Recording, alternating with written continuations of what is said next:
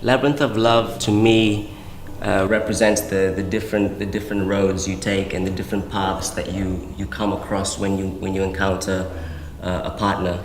And sometimes the relationships that we have with them, they're not that good, they're not that positive, and some of them are really great and memorable. Well, first of all, it introduces to me the idea that there can be this notion of navigating and negotiating your way through, out of this concept of love. The singer, for example, is weaving her way through these different worlds, these different emotions, until we come to an end. So you have moments of beautiful, languorous movement, particularly when Estella, one of the incredible dancers, is essentially guided, dragged, lifted around the stage in various ways, sometimes in the most heartbreakingly vulnerable way, and sometimes with such extraordinary determination and muscularity.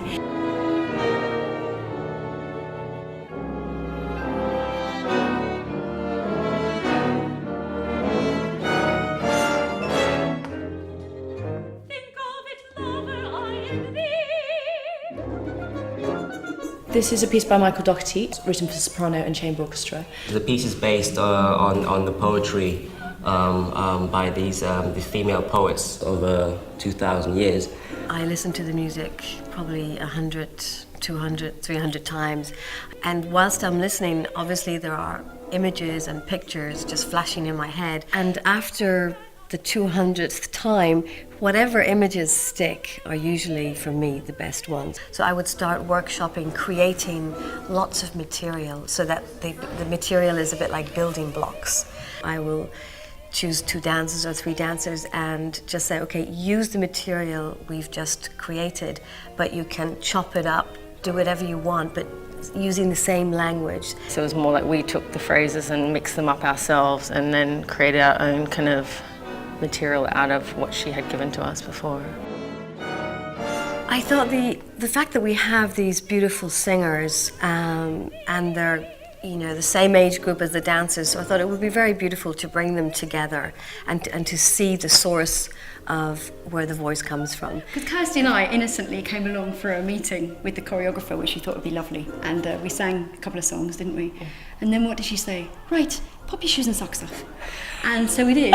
And I don't know, did you think I thought about going home? Face. But when you have the soprano singers in the room and they're belting it out while we're dancing, it's like they bring so much emotion and your skin is crawling because of the intensity. That we do have a couple of little moves and a couple of lifts, which is very exciting. Yes, that's my favourite bit. When you've been brought up in a classical tradition of performing and studying music, I often think that one of the things that we're most anxious about is going wrong. And what I think is really wonderful about watching dancers put something together that starts off in some way improvised or coming from an idea and then it evolves. And there's something so liberating about that. We're all just learning by working together, which is a really organic process. You have to be very open, and that's the wonderful thing about collaborating, that you have new impulses, new ideas. Totally amazing. I can't tell you how in awe of all the dancers I am. I just think they're just so wonderful. I skip home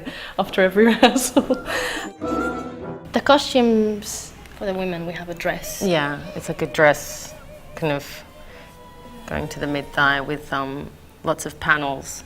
They look like a paper effect. Yeah.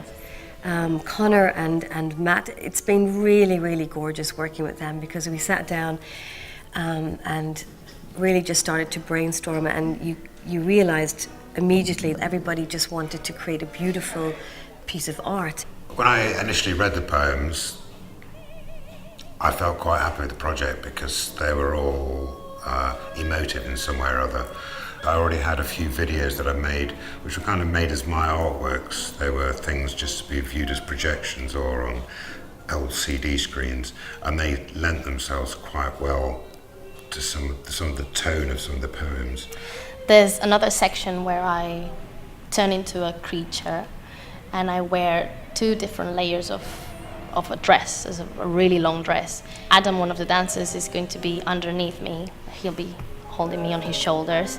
She becomes this giant of a woman towering above these men that are trying to manipulate her, and she's contorting her body, and she takes on this matriarchal figure, and then she loses her legs and then she tumbles down and becomes a mermaid and really fragile, just floating in the space. Because he will disappear and I just be left with this really long dress that for me represents like a kind of trail of love. We play these roles of this man she's been with or she would like to be with. We form like a memory, kind of like almost like a past in a sense for me when I watch it. I was thinking the other day that really quite a lot of these poems involve sort of a bit of madness actually. It's a bit like singing a Purcell mad song, sort of Bess of Bedlam who's been driven mad by love. Labyrinth of Love to me is a long sojourn into the dark night. You get lost in love, in all different kind of relationships. There will always be a big question mark in everything. You will encounter paths where you've gone through before, or they're kind of open and long, and you'll never know where this is going to go to. You know, we always pursuing love, because when we have love, then we get this happiness, some kind of sense of fulfillment. Yeah, and trying to, I guess, whatever situation you are in with regards to love, is to try and find your way through. So it is like a labyrinth, because sometimes you're going along, you meet somebody and then it doesn't work, and then you have to go another way and then it doesn't work. So you just keep moving along, trying to find the kind of perfect person for you.